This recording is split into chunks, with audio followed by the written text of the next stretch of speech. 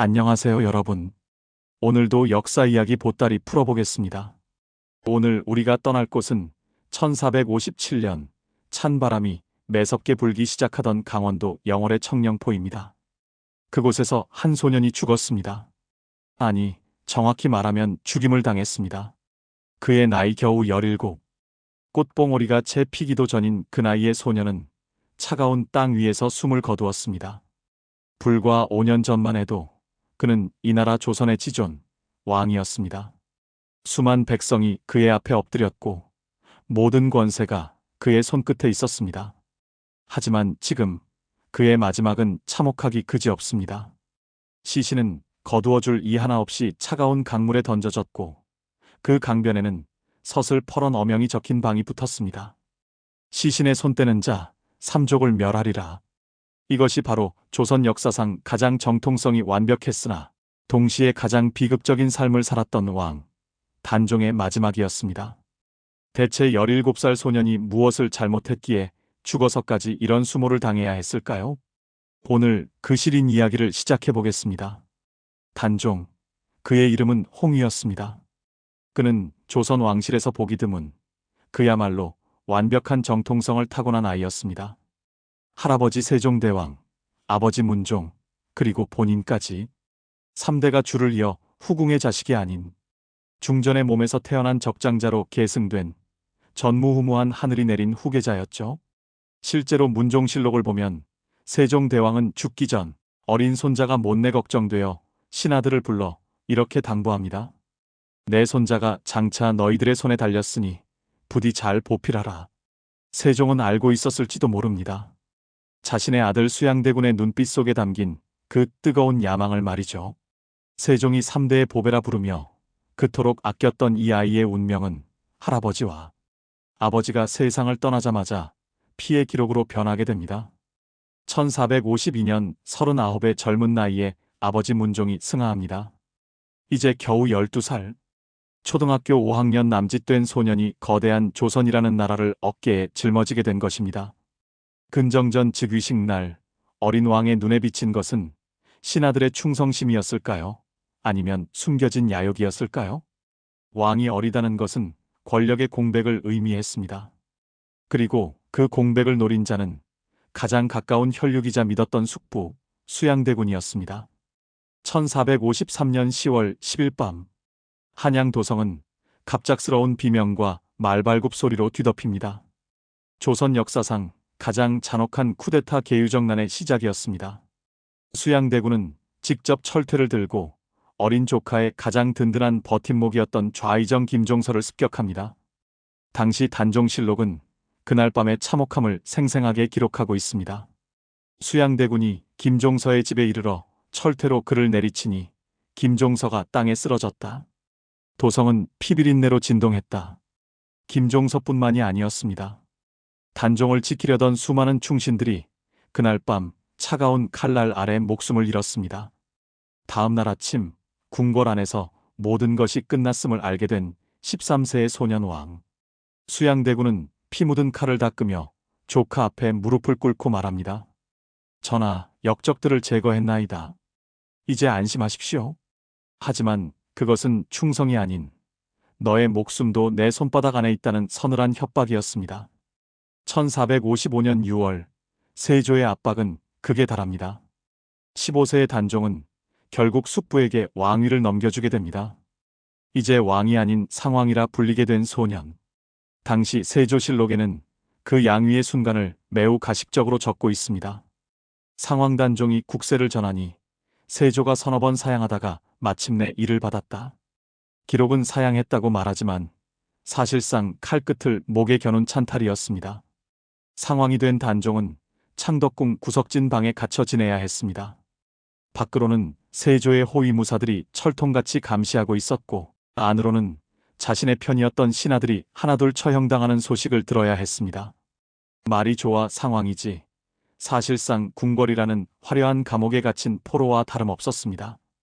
단종은 그곳에서 무엇을 생각했을까요? 아마도 자신 때문에 죽어가는 사람들에 대한 죄책감과 언제 끝날지 모르는 죽음의 공포에 매일 밤 잠을 이루지 못했을 것입니다. 하지만 세조는 조카가 궁궐 안에 있는 것조차 두려워했습니다. 충신들이 단종을 다시 왕으로 세우려던 복위 계획이 발각되자 세조는 조카를 더 먼 곳, 사람이 닿지 않는 오지로 밀어냅니다. 1457년 여름 17세가 된 단종은 노산군으로 강등되어 강원도 영월 청령포로 유배를 떠납니다. 청령포는 삼면이 깊은 강물로 둘러싸이고 뒤편은 험준한 절벽인 육지 속의 섬입니다. 배가 없으면 절대 나갈 수 없는 곳이죠. 소녀는 그곳에서 소나무 우거진 언덕에 올라 머나먼 한양 쪽을 바라보며 시를 썼습니다. 원통한 새 한 마리 궁궐에서 나와 외로운 몸 그림자마저 잃었구나. 밤마다 잠들려 해도 잠들 수 없고 해마다 하늘 씻으려 해도 하는 끝이 없네. 그 유명한 자규시입니다. 피를 토하며 운다는 소쩍새에 자신을 비유한 이 시에는 죽음을 직감한 17세 소년의 고독과 원망이 서려 있었습니다. 그리고 그해 가을 세조의 마지막 명령을 받은 사약이 영월의 험한 산길을 넘어 내려옵니다. 1457년 10월 21일 17세 소년왕은 끝내 영월에서 눈을 감습니다. 공식 기록인 세조실록에는 단종의 마지막을 이렇게 기록했습니다. 노산군이 소식을 듣고 스스로 목을 메어 자결하니 예로써 장사 지내게 하였다. 하지만 여러분, 실록은 자결이라 적었지만 역사가들은 이 기록 뒤에 숨겨진 서늘한 진실에 주목합니다. 세조 입장에서 조카의 죽음은 반드시 자결이어야만 했습니다. 그래야 손에 피를 묻히지 않은 정당한 왕이 될 수 있었으니까요. 하지만 당시 영월의 밤을 지켜본 백성들의 증언은 전혀 다릅니다. 야사와 민간 기록을 통해 전해지는 타살 의혹은 실록보다 훨씬 구체적이고 잔인합니다. 첫 번째는 활시위 교살설입니다. 사약을 앞에 두고 단종이 망설이자 곁에서 수종을 들던 하인 하나가 공을 세우려는 욕심에 방으로 뛰어들었습니다. 그는 단종의 목에 활시위를 걸고 뒤편 창문 틈으로 줄을 빼내어온 힘을 다해 잡아당겼습니다. 17살 소녀는 단 한 번의 비명도 지르지 못한 채 목뼈가 으스러졌고 그 자리에서 숨을 거두었습니다. 당시 소년의 몸에서 뿜어져 나온 피가 방안을 적셨다는 기록은 이 죽음이 결코 평온한 자결이 아니었음을 말해줍니다. 두 번째는 강요된 죽음입니다. 사약을 들고 온 금부도사 왕방현은 단종 앞에 무릎을 꿇고 통곡하며 차마 사약을 건네지 못했습니다. 하지만 밖에서는 세조의 눈과 귀가 감시하고 있었죠.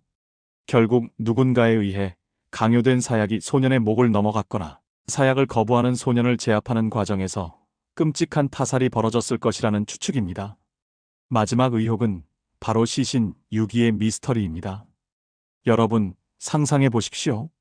만약 국법에 따라 자결한 것이라면 왜 왕의 시신을 거두지 못하게 했을까요? 실록에는 예로써 장사 지내게 했다고 적혀 있지만 영월에 전해지는 이야기는 전혀 다릅니다. 세조는 왜 시신을 거두는 자는 삼족을 멸하겠다는 전무후무한 엄명을 내린 것일까요? 그것은 시신에 남은 사큰이나 타살의 흔적이 만천하에 드러날까? 두려워 아예 강물에 던져 증거를 인멸하려 했다는 것이 의혹의 핵심입니다. 기록된 역사와 입에서 입으로 전해진 공포, 그 사이에서 모든 백성들이 숨을 죽이고 강가에 떠다니는 소년 왕의 시신을 외면할 때 한 남자가 목숨을 걸고 차가운 강물로 뛰어듭니다. 바로 영월의 호장, 엄흥도였습니다. 엄흥도는 일개 말단 관리였습니다. 하지만 그는 도저히 인간으로서 그 광경을 보고만 있을 수 없었습니다. 그는 자신의 세 아들을 불러 이렇게 말합니다. 옳은 일을 하다가 화를 당하는 것은 두려워할 일이 아니다. 우리 임금을 저 차가운 물 속에 버려둘 수는 없다. 엄흥도는 어둠을 틈타 차가운 강물 속에서 소년의 시신을 건져 올렸습니다. 그는 자신의 모든 가족이 몰살당할 수 있다는 것을 알면서도 시신을 거적으로 감싸 가슴에 안고 눈 덮인 산을 올랐습니다. 땅은 얼어붙었고 삽질 소리는 정막을 깨웠습니다. 그는 자신의 선산에 소년을 묻으며 피눈물을 흘렸습니다. 하지만 슬퍼할 겨를도 없었습니다. 날이 밝으면 역적으로 몰릴 처지였기에 그는 그 길로 집에 달려가 가족들을 깨워 야반도주를 감행합니다.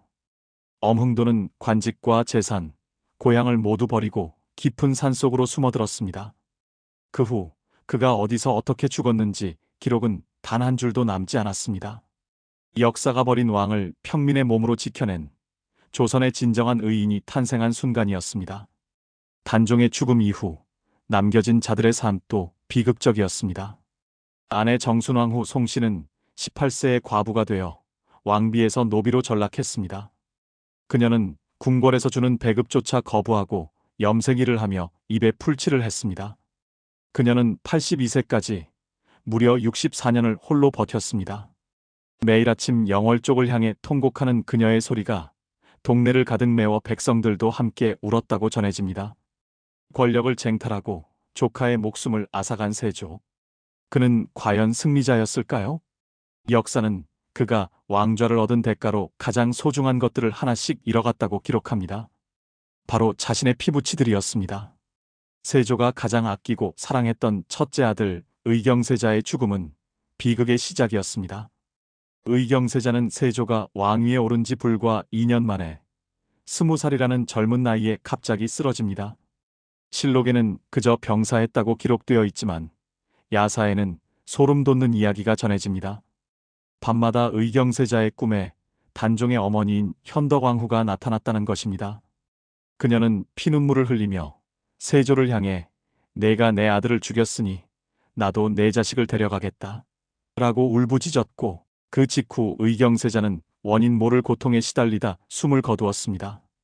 아들을 살리기 위해 전국에 용하다는 의원과 무당을 불러 모았던 세조는 싸늘하게 식어버린 장남의 시신 앞에서 오열했습니다. 하지만 이것은 시작일 뿐이었습니다. 의경세자가 죽고 난 뒤 왕위를 이어받은 둘째 아들 예종은 어떠했습니까? 그는 즉위한 지 고작 14개월 만에 족질이라는 황당한 병으로 20살의 나이에 세상을 떠납니다. 형과 동생이 약속이라도 한 듯 똑같이 20살에 요절한 것이죠. 세조는 생전에 두 아들의 죽음을 모두 지켜봐야 했습니다. 비극은 여기서 멈추지 않았습니다. 의경세자의 아들이자 세조의 손자였던 성종의 어린 시절 역시 순탄치 않았고 세조의 후손들 사이에서는 유독 단명하거나 비참한 최후를 맞는 이들이 많았습니다. 사람들은 수군거렸습니다. 어린 조카를 죽이고 빼앗은 왕좌의 무게가 너무 무거워 그 가문의 대가 끊기려 하는구나.